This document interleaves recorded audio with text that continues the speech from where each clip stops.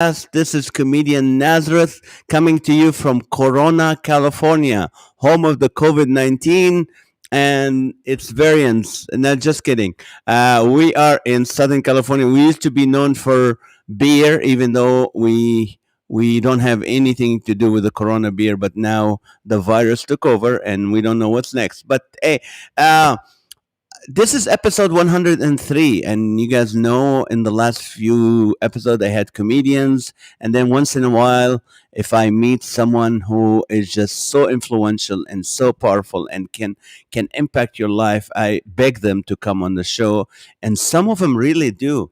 And today is that special day where I'm going to introduce a friend of mine who's really going to be so helpful to you guys. So, if you know anyone who wants to know about heart and cardiology and prayer and life and death and last moments of life, just tell them right now. Go text them, email them, tell them, hey, you need to join us.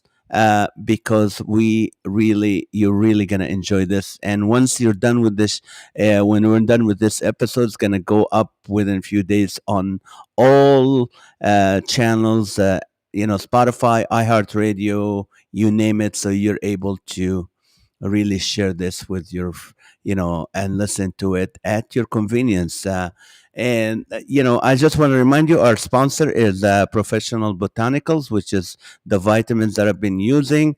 These are kind of high end vitamins, Nordstrom vitamins. Not your, they've been really very impactful for me. So they help me with my inflammations and they help me with my energy. So I like them. I never force you to use them, but if you do want to use them, you can go to gethealthywithnaz.com, gethealthywithnaz.com, and you'll be able to get them. Right now, my guest, I want to enjoy every minute of him. Uh, I got the pleasure to meet him through a friend a few weeks ago when we were doing the Chris Tomlin concert in Colorado. Mark Sheehan. He's an author. He's a cardiologist, and he is a board certified cardiologist and has been practicing medicine since 1981. He's a member of South Denver Cardiology Associates and an associate professor of medicine at the University of Colorado Health Sciences Center. A co-founder of the Christian Medical Ministry to Cambodia, Jeremiah's Hope, and we'll be talking towards the end of the show about Jeremiah's Hope and how you can be involved, how you can support it. Mark leads numerous medical teams to Cambodia to teach the Cambodian medical community and care for the poor under the banner of Jesus Christ. Mark and his wife Linda live in Denver and have two grown children. So let's welcome to the show Dr. Mark Sheehan. Hello, doctor. Welcome. Welcome, Nazareth. Thank you for having me on the show. It's my joy to be here with you. Thank you. When did you have time to write this beautiful book? This book I got to read. This is an easy to read. It's interesting. It has a lot of stories. You think when a doctor writes a book, I can't even read his prescriptions yet alone. But this is an easy to read book. It talks about prayer, talks about life, talks about death, and so many interesting stories. You can't put it down. So at the end of the show, I'll show you ways where you can get this book for yourself. Easy to read, love. Thank you for writing this book. And now, how come I get intimidated every time I go to the doctor or when I see a physician? I get intimidated. Why is that? Well, that's not uncommon. Doctors can be pretty scary, and the main reason they're scary is of what they may tell you. You don't want to hear bad. No one wants to hear bad news, Nazareth, and so that's not uncommon. But doctors are in the business to help people. The key is to care for the patient, and there's a famous quotation by a Dr. Francis Peabody. The secret of the care of a patient is caring for the patient. The Mm, secret of caring for the patient is caring for the patient. I So see. doctors are in the caring business. They should be caring and in a lot of ways should be loving their patients as well. Yeah. Now, when Mark was 9 years old, did he wanted to be a cardiologist, a physician, or was he pressured by his parents to go in that field? Well, actually, I was 11. And in the book, it talks about while I was living with my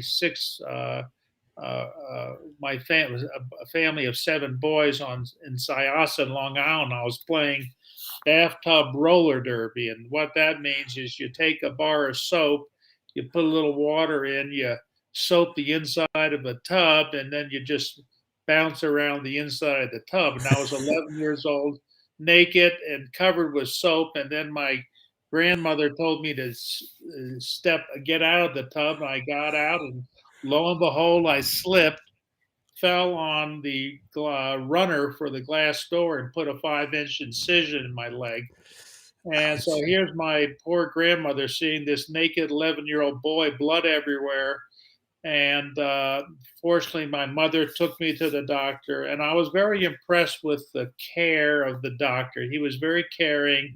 He sewed up my leg, and at that time, I was in the Boy Scouts, and I felt that becoming a doctor was my calling. So that's when I decided to be a doctor. I was very fortunate at age 11 to know that I wanted to be a doctor.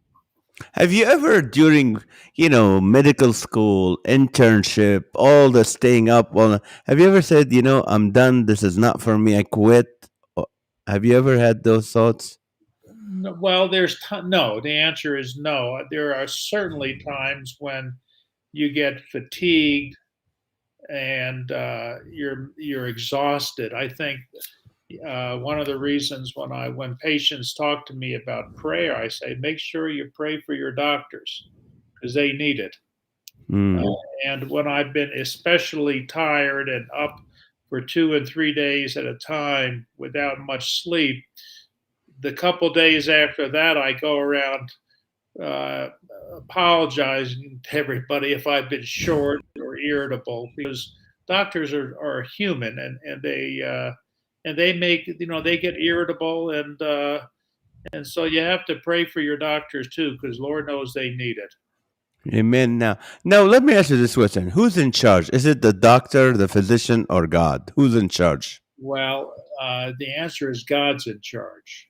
God's in charge. And when I was a intern at Houston at Baylor College of Medicine, I was working at the Ben Taub, and I was making rounds on a patient one day, a 55-year-old African American man, and he told me that he was going to die that day. Hmm. And and of course, I was the intern. I wrote all the orders. I knew the least but did the most. And I told him, you're not going to die. Your lab's in order. And in fact, I was thinking about discharging you to that day. And then later that afternoon, he had a sudden, unexpected cardiac arrest and died. And it took me at a very young point in my career and shook me and really said, who is in charge? Who controls life and death? And the answer is the Lord controls life and death. My worldview at that time was very naive, and it was a good lesson early in my career. Were you a believer at that age, when you were an intern? No, I was raised Nazareth in a Christian family, but my faith all during college, med school, internship, residency was very inactive at best. The doctors thought we had all the answers, and no. So I would say I was not a Christian. And what actually brought my wife Linda and I to Christ was questions from our 3-year-old son Chris, Mm. who helped write the book with me. He's a creative writer. And when Chris was a young boy, age 3, he came up to Linda and I and started asking us questions about God and heaven and hell. And we looked at each other and we didn't have the answer. And so it was the love of our son that got us back into the church. And then, as we started attending an evangelical Christian church, we both independently came to Christ in our early 30s. Wow. Have you ever, I mean, I have few friends who are physicians. Have you ever had guilt that you were gone a lot because of the demand of the medical school and the residency and the field you're in? Have you ever felt like you didn't spend time with the kids? You didn't do a lot with Linda, your wife? Does this happen to the Yeah, physicians? and in fact, that it does. And Linda and I have had a lot of talks about this because she had to change. She had to become independent from me. She had to be able to make decisions without me being around. So, in a lot of ways, it was important for Linda to grow up because I was not around. When you're working 100 hours a week, you're just not home. You're just not home that much. And yeah, I think it takes a toll on my son, my daughter, my wife, because you're it takes a lot of time and to be a good caring doctor. It does. Now, when first of all, I forgot to ask you, why did you pick cardiology? I mean, that's the heart, that's the main engine in the body. Like, if this one is bad, it's gone, right? Well, that's a great question. When I went to Baylor in Houston, I actually went there to be a heart surgeon, but I was more stimulated by understanding the causes of disease, and that's called pathophysiology, where you can talk to a patient, Nazareth. You can try to understand from their symptoms and other signs, physical exam and laboratory tests, what is wrong with the patient. So intellectually, that was very stimulating to me. And that's why I chose internal medicine. And cardiology is to me, the most interesting disease process. And that's why I chose that. To answer your question, I loved all fields in medicine. I loved obstetrics and gynecology.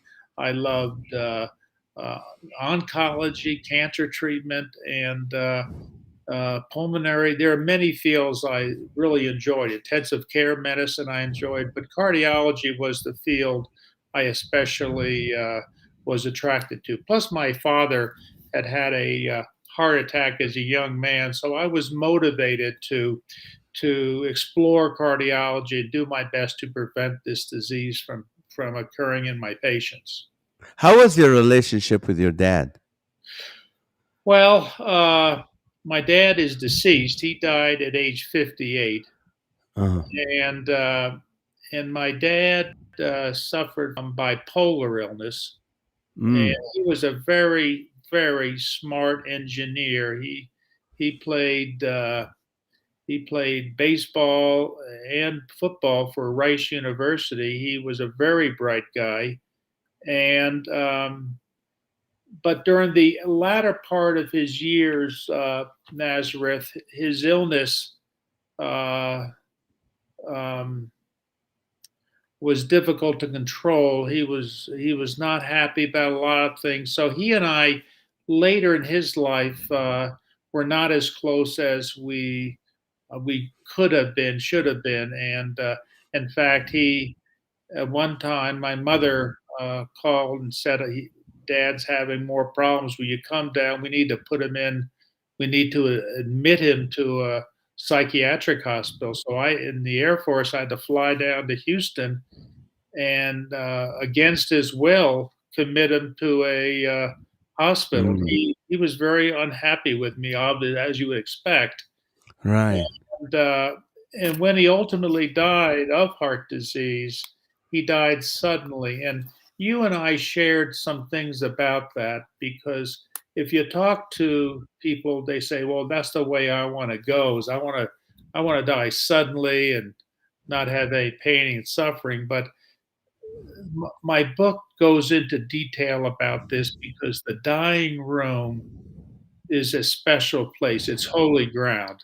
The things that are said in that room are healing, memorable, and it's that in the context of that dying room where loved ones can express their thanks to love their parents or their loved ones, thank them for what they've done, And plus, there's a lot of forgiveness and healing that occurs in that dying room.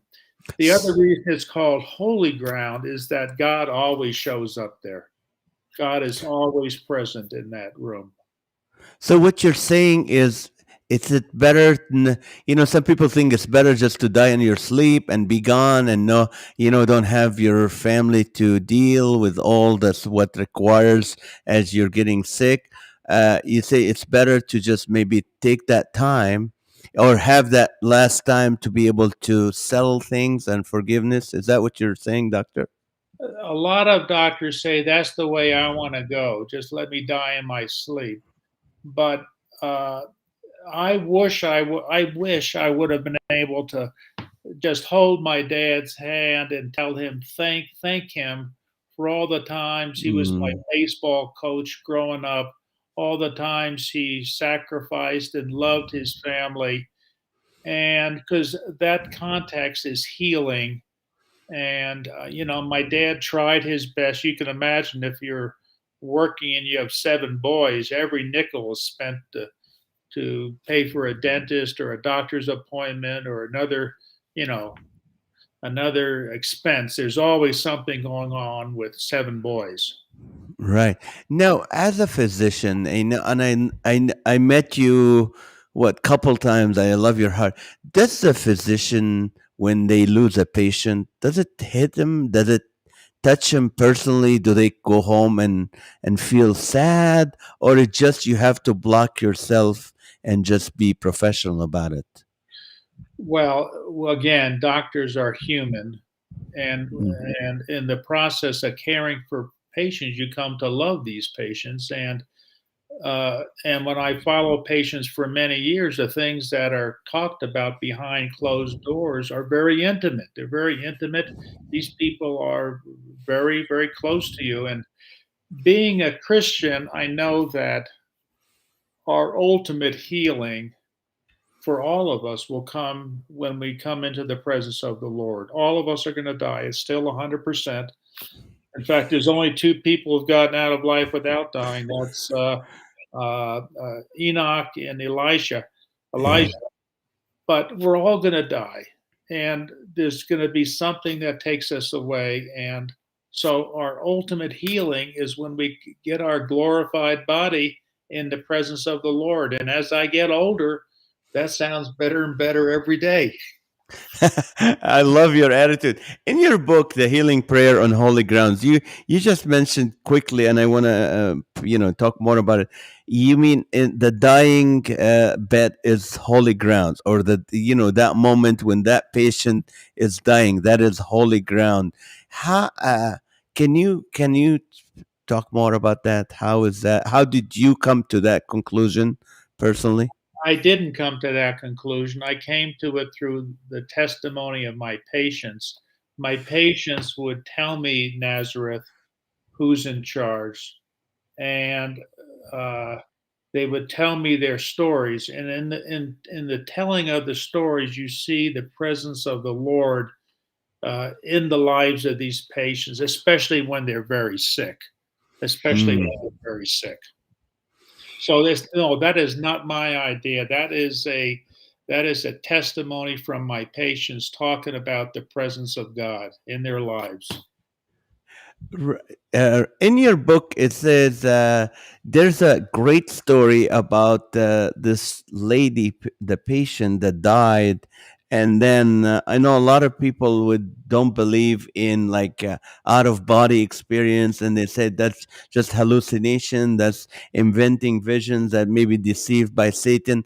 But in that book, that's really the first time where I I became a believer that yes, you can have that out of body experience. Can you tell us more about that and that story in the Yes, book? it'll take a few minutes, but it's a Take power. your time. We have plenty of time because this is not KKLA. This Yeah, is my podcast. yeah. It's a powerful story. The woman's name was Casey, Kasey, and this story started on December 30th, 1988. It's 4:45 p.m. and at 5 p.m. I'm on vacation. So I Mm, get a call that I have to see this 35-year-old woman in shock.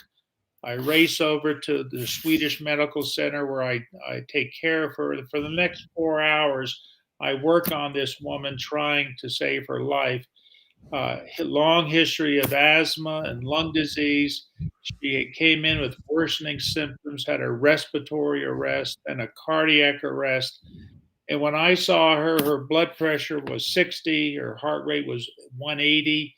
She was intubated, and I did everything medically possible to try to turn things around. I put a special catheter called a Swan-Ganz catheter in her neck vein and advanced it into the lung to measure cardiac function. We did a stat echocardiogram, which is a sound wave test looking at the cardiac function. And that showed me that the cardiac function was not compatible with life. I put a special additional balloon catheter in her groin artery to raise her blood pressure, increase blood flow. I had her on all the special medications, and nothing after 4 hours, nothing had turned around. She was not any better. I went out and talked to her husband, Jim, and told her I didn't think I was going to be able to help him much, that Casey was probably going to die, and how to deal with this with their 5-year-old son, James. And that's where, and I went back into the room, Nazareth, and brushed the bloody hair off of her forehead and said, I've done all I can do. The rest is up to you, Lord.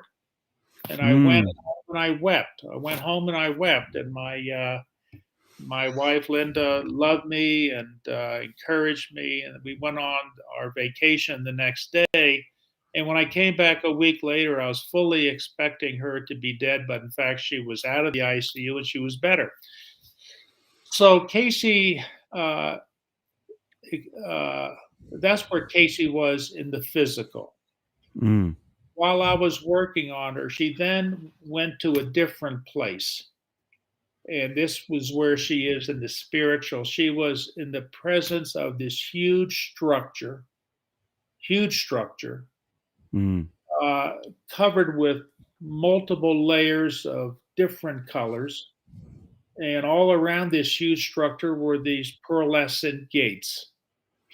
And while she was looking at this huge structure, she was aware of the presence of voices in a choir, raised in a chorus singing. And Mm. as you know, when you go to an orchestra or a chorus, Nazareth, and you listen to the blended voices, if you listen critically, you can hear individual voices. And she realized this was a choir of prayer raised for her. Mm. Specifically, heard two of her pastors praying for her. She heard the voice of David Hay, one of the members of an agape prayer group, praying for her. And then she heard a loud booming voice said, and the gates of darkness shall not prevail. And and then she found herself in the presence of the Lord. And the Lord told her that he had heard the prayer of faith and the prayers of the faithful, and that he was sending her back. And Mm. at that time, he prepared a meal of a dove, and she was instructed to participate and eat the dove and the broth. And at that point, everything became absolutely silent. She heard a snapping sound, looked up, and saw a blanket of feathers descending on her. And as soon as that blanket of feathers touched her, she woke up in her bed. And of course, this brings up a lot of memories for Casey. The blanket of feathers is described in Psalm 91:4, where he'll cover you with his feathers. And she Mm. knew that this was the Holy Spirit touching her and restoring her health. Casey ultimately was diagnosed with alpha 1 antitrypsin deficiency, which is a lung disease caused by a genetic deficiency of this enzyme. So even though she was not a smoker, she had end stage lung disease and was never a smoker. And she ultimately died 3 years later, awaiting a lung heart transplant. She became very, very close to me, Nazareth, and her testimony is in my book. About 6 weeks after she recovered, she showed up in my office unannounced with no appointment and had to speak to me. And by the time she came in, she had sent me a copy of her testimony. And I first thing I said is, I'm a Christian also. And I was wearing my surgical greens that day, and she realized that I was in her vision, and she then wrote me a letter back a week later saying, "Did I pray over her? I've done everything I could, Lord. The rest is up to you." And I said, "Of course, I did say that. I did say that prayer." And then she came back to me and said she didn't know what this meant, but the Lord gave her a special verse to give to me. And that verse comes from Jeremiah 29:11-13. "I know the plans I have for you, declares the Lord, plans to prosper you and not to harm you, plans to give you a future and a hope." And that verse is the reason why my co founder, Dr. Dan Smith, and I named our Christian ministry to Cambodia Jeremiah's Hope. That's interesting. So in her book, when I read the book, it shows like, this is not someone who had an out of body experience and just saw that. She gave you details of who prayed for her, what they said. She also told you exactly what you prayed for her, and you also mentioned that last time that there was she knew the ER doctor, what car did he drive, what color, and what freeway. So that's not just like a regular. I was up out, Oh, on no, the no. roof looking. That's exactly right. She saw her lung doctor get into his gray blue Jeep and the route he took to drive over to take care of her when she had her cardiac arrest. The other stories that we need to talk about is when she was in the hospital recovering. Uh, the two pastors came by and wished her well, and she thanked them for praying for her, and they acknowledged that. And then another patient, David Hay, came by and she thanked him for praying for her, but he said, "Yes, but I prayed silently." But Casey said, "Yes, but you don't understand where I was standing. Your prayer came across loud and clear." Wow. And the fourth, and that is wonderful because for patients and their family, they sometimes wonder, well, can I just pray silently? And the answer is absolutely yes. Prayer, silent or audible, is always powerful. And in a lot of ways, silent prayer may be the most powerful because the only one who's hearing it is the Lord. You Uh, wrote a lot in your book about prayer. You actually did some research with different pastors and leaders. Tell us more about prayer to those to people. We have about 70 people right now watching, and I don't know. Of course, this one goes audio will be thousands, but tell us a little bit about from your research about prayer because there's a lot in it in this book. well, my book, it's a true story of the power of prayer in the lives of my patient. Mm. It goes into the dying room, and as I mentioned, it's a holy place. We need to take off our shoes. The Wow. message is that both good and bad episodes occur when people die. They're not all good, Nazareth. Some Mm. people do not have good experiences. They would like to think the road is wide and everyone goes, but that's not the answer. The road is narrow, and there's only one way to get to heaven, and that's through Jesus. Um, Prayer is a dependent humility before God. Prayer is a dependent humility before prayer. We believe in a God who wants to hear our prayers, and Amen. He does answer those prayers. Um, Prayer is a communion with God where we abide with Him. And when I'm in Cambodia doing medical mission, and I believe I'm in the will of God over there, When I pray, Nazareth, the answer is yes, and it's now. Hmm. In Cambodia, and I pray, the answer is yes, and it's now. And a lot of people get frustrated with prayer because they pray for a loved one, and the loved one doesn't get better and dies. Or and the thing we have to realize when we're praying is the hardest part of the Lord's prayer, not my will, but your will be done. Because Amen. our ultimate healing is when we come into his presence. Amen. Now, how come a lot of people at your caliber with your education, how come they don't believe? They believe more in science than they do believe in God. Well, another reason why you need to pray for your doctors, because no group of people have a higher incidence of suicide, drug, and alcohol abuse. So, oh, please pray for your doctors. Now, my contention, it's not my idea. It's again on my reading and research.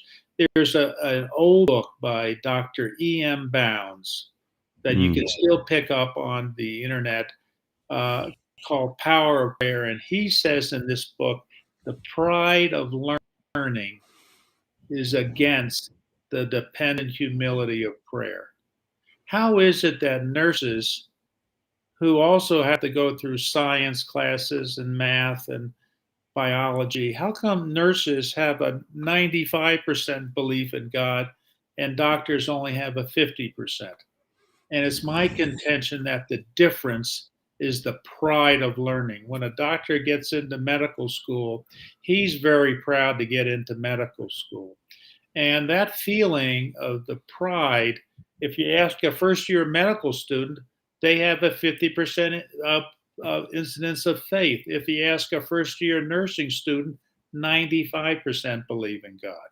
Wow. 90% of 95% of my patients believe in God. So it's my contention. It's the pride of learning uh, is against the dependent humility of prayer.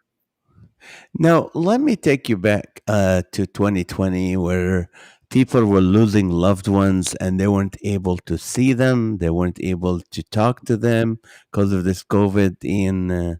How difficult was that?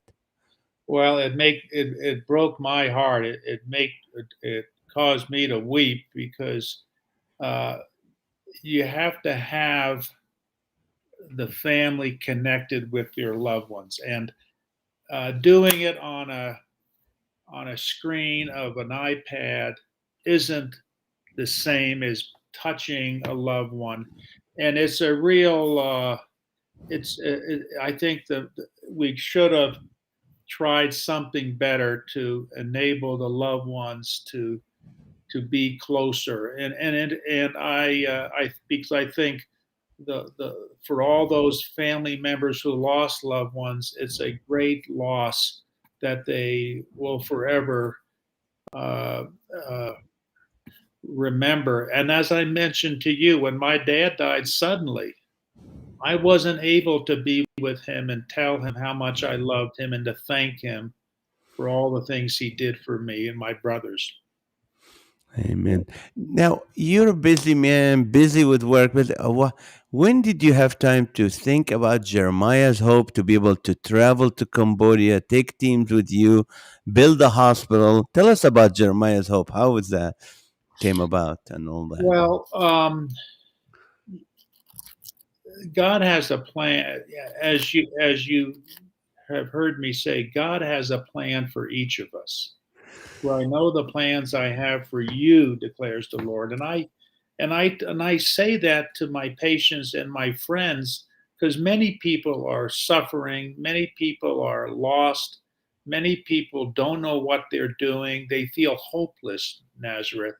And I Mm. give them the good news. Jesus has a plan for you. The Lord has a plan for you, and the word for the Hebrew word for prosper you is actually the word shalom. I have Mm. shalom for you, and shalom is everything good, completion, well-being, not just the absence of conflict or agitation so another way of looking at a shalom is the whole enchilada. You're given he wants you to have everything good. Mm. And so in the mid 90s, I had heard a pastor named Satan Lee, who was a medical student in Cambodia during the beginning of the killing fields. Mm. And several of his family members were murdered. He ultimately escaped through the jungles of Cambodia, met a Christian evangelist in the jungle, and by the time he reached Thailand, he was a born again Christian. He immediately went into work as a pastor. Uh, Mm. he was a pastor in the Thailand refugee camp. They prayed they needed somebody to speak English, and they prayed for Satan. He learned to speak English overnight. He's pretty amazing man, and ultimately came to the United States and went to college, audited the Denver Seminary. He went to Colorado Christian University as a student, and then audited Denver Seminary, became ordained, and went back to Cambodia. But I heard his ordination sermon in 1990, I think it was 95, and the Lord took this doctor, me, and humbled me, because at Mm. that point, I mean, I was at the top of my game. I had beautiful wife, two great kids. I was in a very good medical practice, well known throughout the community. But he took me and he humbled me and he broke me and put me back together. He put me back together.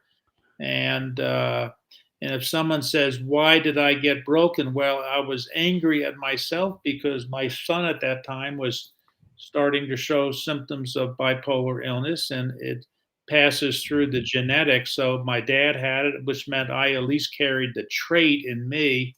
And when my son was starting to struggle with this, I got very angry at myself. I took personal responsibility for that, and I got depressed. And Mm. I so I my Linda helped me, and I went on medicine for a while, got better, and then you know the Lord filled me up with Himself, and he had a plan, and Dr. Dan Smith, who is my one of my colleagues where I worked, he was the top heart surgeon in the community, and he got depressed for no reason. So he got depressed, and then as I was getting better, I helped him get better, and that's when we started a Tuesday morning Bible study, which we're still meeting every Tuesday. And so Dr. Smith and I got better as the Lord, as He took us and broke us, and then He sent us to Cambodia. And I don't know why He wanted us to go to Cambodia, but that's why we went there in June of 2000, and the conditions in Cambodia in 2000 June were very, very, very bad. At the end of the killing fields, there were 32 physicians for the entire country. 18 of those physicians left the country, so they had less than 20 doctors for the entire country. And Wow. when we were there, Nazareth, we toured around the different hospitals. These these two tall American doctors wearing white coats. Our last day, Easter Sunday of 2000, we went to church and we're planning on flying out. We weren't sure why we were there, but this woman named Marie Enns, ENS, who was a Canadian missionary, came into the church where we were waiting to go in, and she says, Are you the two American doctors? I want you to come with me. You don't want to go to church because you're not going to understand it either. It's in Cambodian." So she grabbed us and she took us to another hospital that we had not visited, Nazareth. And Uh-huh. as Dan and I are walking around this community, suddenly we realize that there's 2 and 3 little children on each of our hands grabbing onto us. Now, these children are all about 5 years old. They Hmm. all have brand new flip flops on, no pants. No, there's no pants. So they have flip flops, a shirt, and no pants. And these children have been loved by this missionary. Hmm. She's the one who gave them the flip flops. And Dan and I both realized that this is whatever we did has to be under the banner of Jesus. Whatever we do, I mean, the humanitarian and medical, that's important, but it has to be under the banner of Jesus. So Amen. that's when we started Jeremiah's Hope. We've been taking teams over there.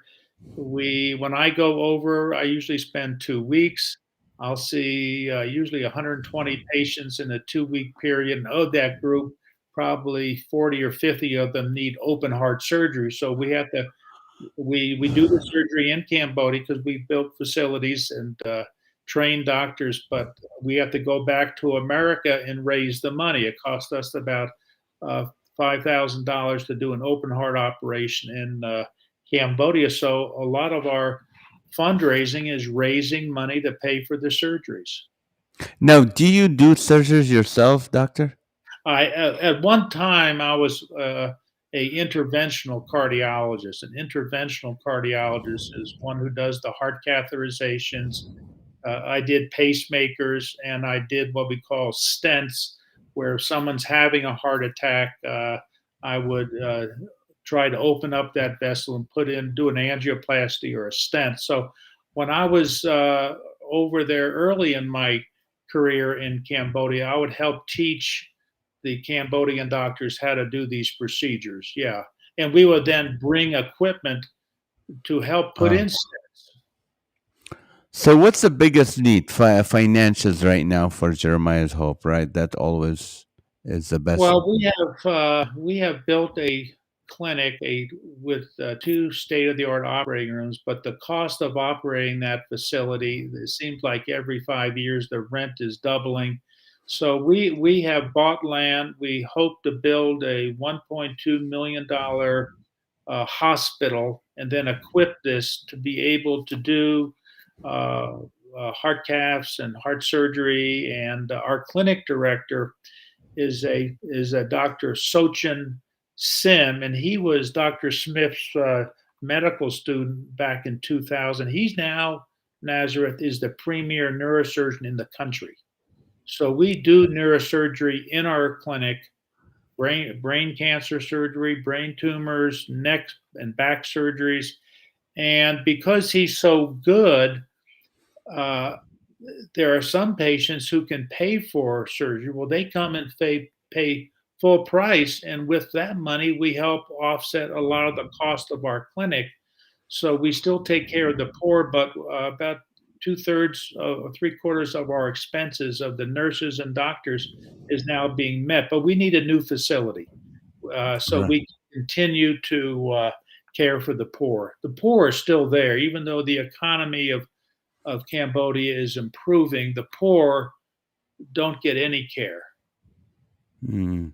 That's amazing. That's amazing. Now, what do you call it? I want to encourage the listeners. If you just pray about it and see how you can be part of this. I mean, can you imagine being part of building a hospital? That's a lighthouse because having physicians like Dr. Sheehan and Dr. Smith that able to pray with the patient or share Jesus with the patients. So this is would be a great like a double whammy for a lot of people. But I have a question here from Michael Ramirez says, what's your opinion regarding a DNR order?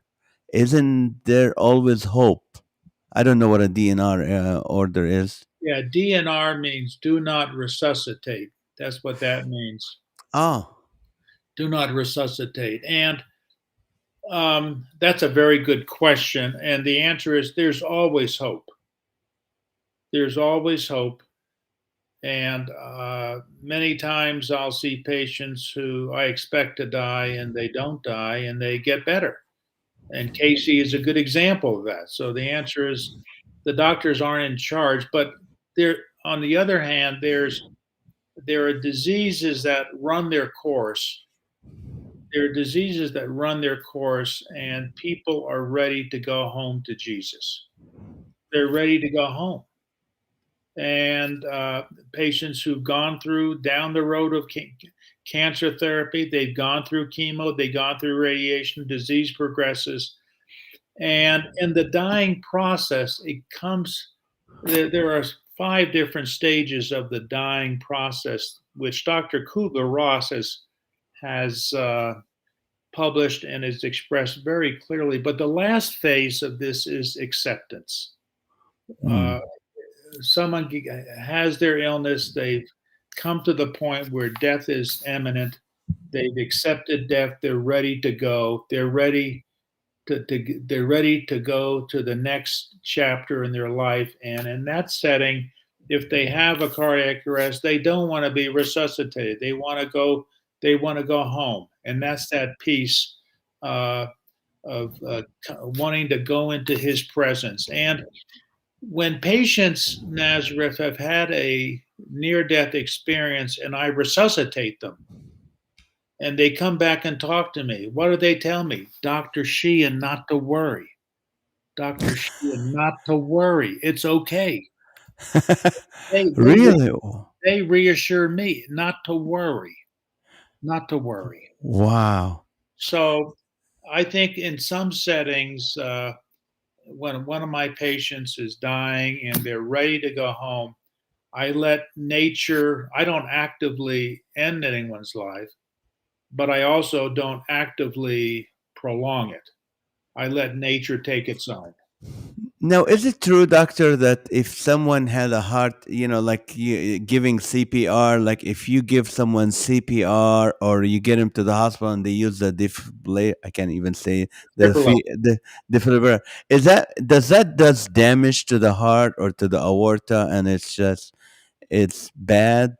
No, no. No. So the sooner you can resuscitate, if someone has a cardiac arrest, well, let me explain it this way. When someone has a heart attack, one of the arteries going to the heart is blocked, and that area of the heart with no oxygen starts undergoing damage.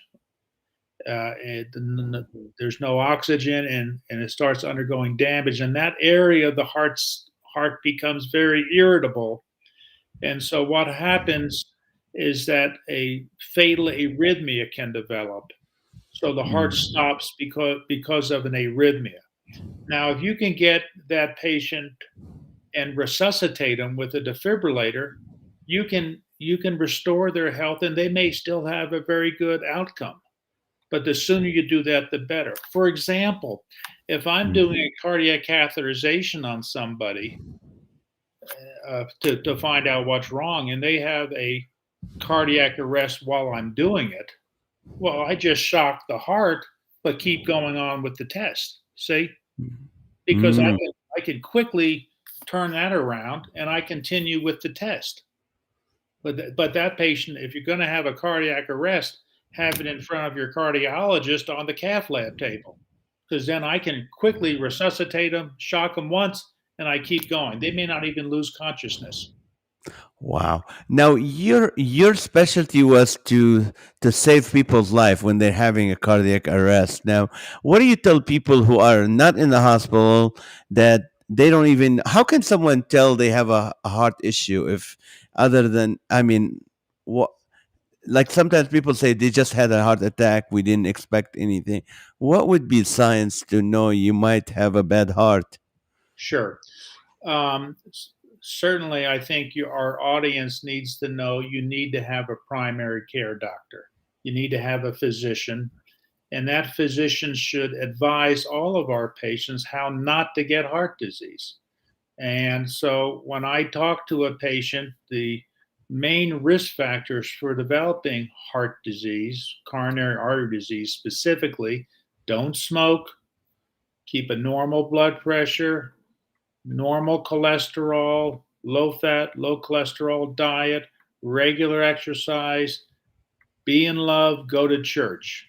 These are the key these are the big risk factors that can make a difference. Now, I also, of course, there is another disease called diabetes. You want to do everything you can to not have diabetes, and if you do have diabetes, to have that adequately treated. But there are so much data now that you can prevent heart disease by controlling cholesterol, not smoking, normal blood pressure, and it makes a huge difference. Now, in regard to symptoms, are you still there, Nazareth? Yeah, I'm listening. I'm changing cameras. I'm sorry. Go Okay. ahead. Yeah, keep When going. someone has symptoms of chest pressure, chest discomfort, tightness in the chest that comes on with effort and goes away with rest, those symptoms are pretty classic for lack of blood flow to the heart, and that person should go see their doctor, get a treadmill test, or have an angiogram, find out what's wrong, and get those problems taken care of. Now, what is considered a good cholesterol? What is it changes throughout history. But it sure does. When I was a medical student in Houston back in the early 70s, a normal cholesterol was up to 300. Now we have, and Baylor is one of the institutions doing a lot of the primary research on cholesterol and heart disease. Today, we've made great strides, and we have medicines now that can lower the bad cholesterol, and that's called LDL. LDL is the bad cholesterol, and if someone has risk factors for heart disease or has heart disease, his LDL or bad cholesterol should be less than 70. Mm. Uh, and we have several drugs that can lower that. The statins can lower that, and by lowering these bad cholesterol, we've been able to show prevention of heart disease. People never develop heart disease, and people who do have heart disease do not progress in their disease. It used to be, Nazareth, when I first started practice, that someone would have a heart attack, and 5 years later, they'd have another heart attack, and it would keep on until they died. Now, I have many patients who've had a heart attack. We've taken care of their problems, they're on the right medicine, and they have a full life with no more problems. And that's very exciting. You That prevent is amazing. disease. So That's it's very exciting, and it's very hopeful to people that just because they have problems doesn't mean we can't prevent new problems. If you're, and I mentioned this to you, if you're, my dad died of heart disease, but he was a smoker. If your loved one who died prematurely smoked and you smoke, you have 100% of the same risk as your dad. If you don't smoke, only one third of that risk passes down to you. So it gives me weapons to help change people's lifestyle. When I was practicing, very few of my patients stayed smoking. They just didn't continue smoking because I was always on them, telling them you can't do that.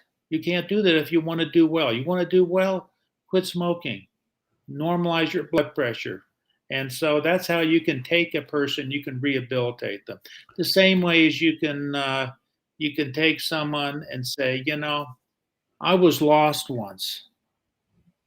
I was lost, and the love of God came, and it changed my life.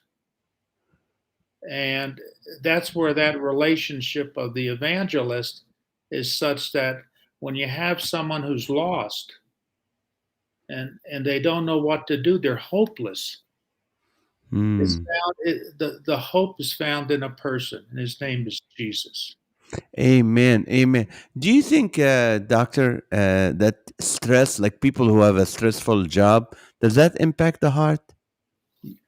Uh, yeah, there's it's controversial, Nazareth, because if you look at the type A stressful person and the type B relaxed person, it's not always so clear, and it's hard to distinguish. But I can say The stressful, angry person is at much higher risk.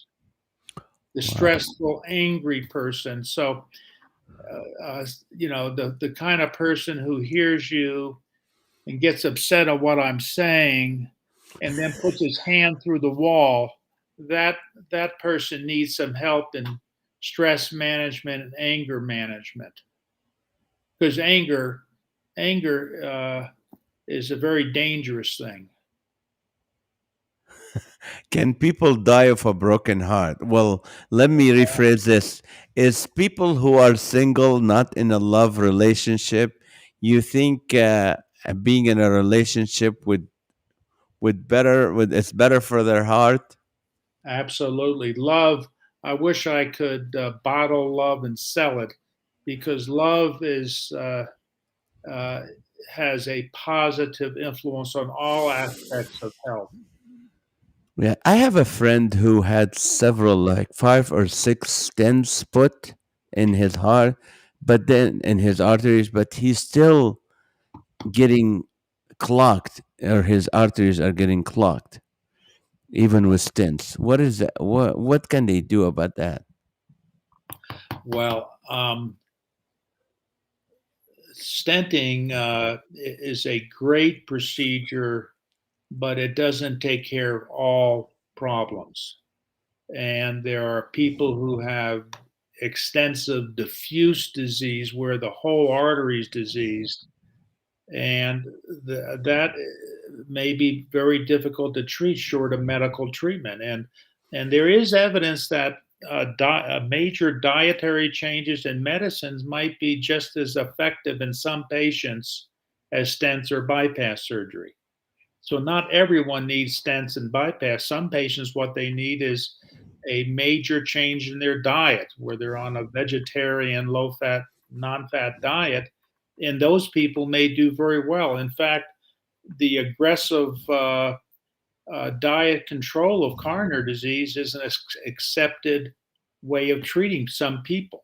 So don't ever underestimate the value of good medical care, lowering cholesterol, lowering blood pressure, no smoking, exercise, low fat diet.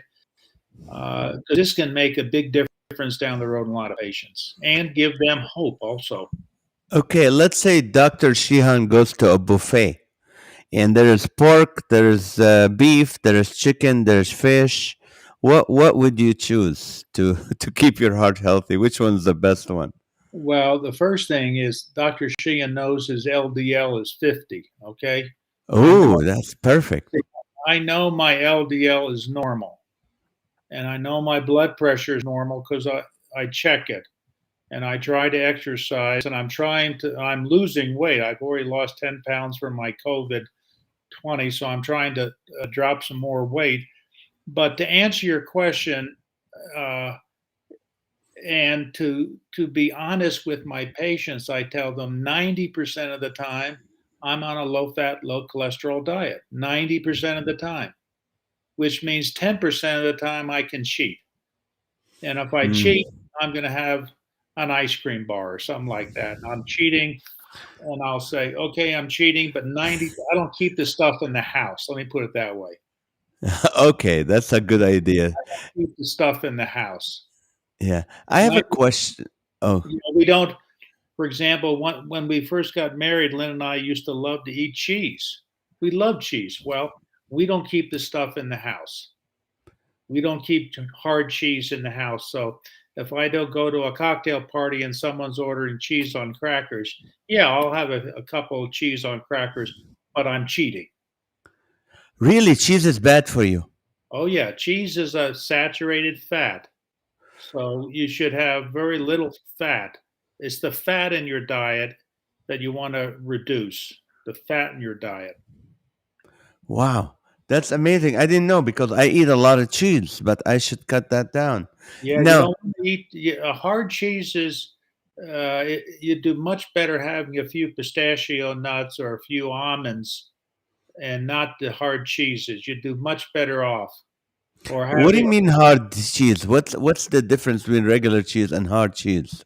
well, it's the fat content. So low fat, there are some cheeses that are made with skim milk, and those are fine. If you have Mm. cheeses that are made from skim milk, those are fine. But some of your string, your Parmesan cheeses, those are low in fat. The hard cheeses are the ones that we all love to eat. As a regular part of my diet, that's not on my diet. I don't eat that. I used to do that, but we don't eat hard cheeses. Uh, we'll have Parmesan cheese on a piece of on some spaghetti or something like that. But coming home and having a pound of cheese on crackers, we don't do that anymore. Now, being having this show sponsored by Professional Botanical Vitamins, this question, trust me, have nothing to do with that. You think vitamins are helpful for the heart? Uh, yes. For example, vitamins for our audience are there are essential vitamins you have to get. So I think a man my age should take a multivitamin. I take a multivitamin without iron. A woman who's postmenopausal should take a multivitamin without iron. And a woman who's still having her menstrual cycle should take iron in her diet. Men don't need iron because men should not be losing blood. Women who are menstruating lose blood, so they should take iron. But men should never take iron. And the reason is if a man became anemic due to blood loss from a colon polyp or something worse, you want that to you want to know that, and so you don't take iron unless you're menstruating. Is that so? That's an example of a vitamin. I don't want men ever to take iron. Okay, That's interesting. I didn't know so that. That's wonderful. so there are some vitamin deficiencies. One common one is you can have a low thyroid, and so you need to take thyroid medication. I'm a fly fisherman. I'm out in the sun all day long, but I always cover my face and my body with clothes or sunscreen. So my vitamin D level is low. So I take vitamin D as a supplement. So Mm, and but I'm not a big fan of taking all sorts of unnecessary vitamins to answer your question. right. Okay. Okay. How come some people they run and it doesn't bother them? Other people, like for myself, when I start running the first 5 minutes, I'm like, I can't even breathe, and then it gets normal, but I can't talk. Like when I start talking, I'm like, I'm like, Well, that's because you haven't trained. And so when you take somebody and start them exercising, you have to train them. mm, You train them at a pace where they can do that comfortably. And then after you go through a training program, you can gradually increase the intensity and duration of the work, and that's training. So if I told you I want you to go out and run a 7-minute mile around a track, you would get 100 yards in, and you'd stop and you'd vomit and you'd say, this stinks, I'm not doing that. And the reason being is that when a person runs, you have to use oxygen to burn sugar to make the energy to run. And if you run above a certain level, so that you're not using oxygen, you're just burning fuel without oxygen, you make an acid called lactic acid.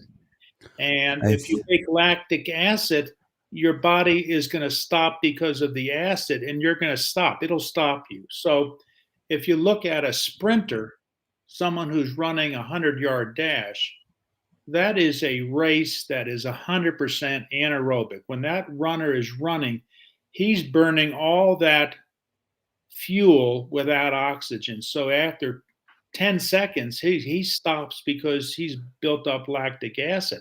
Whereas if you take another runner and he's running a 10,000-meter race, he's running at a pace where he's burning fuel with oxygen.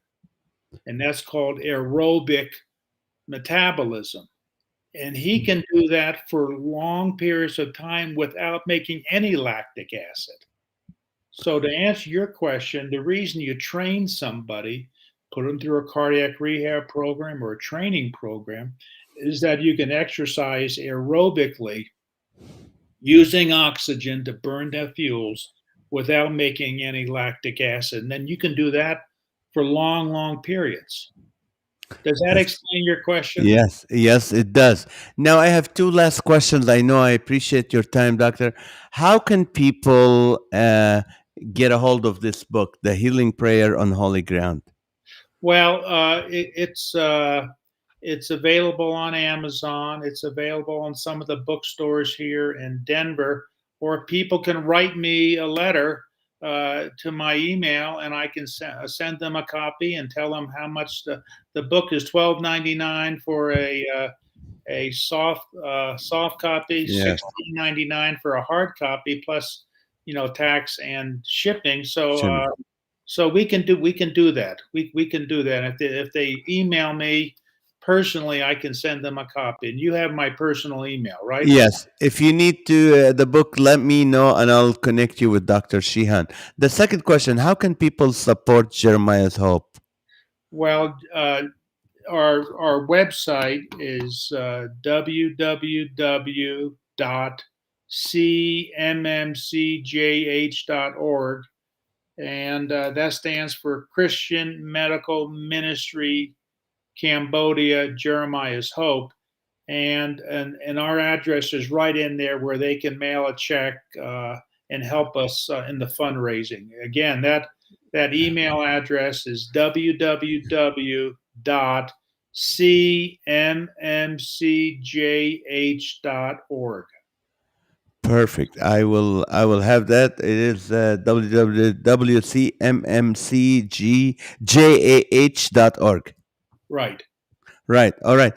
Dr. Sheehan, thank you so much for your time. I really, really appreciate it. You helped so many people spiritually and physically tonight. So I thank you for your time and look forward to see you again in person.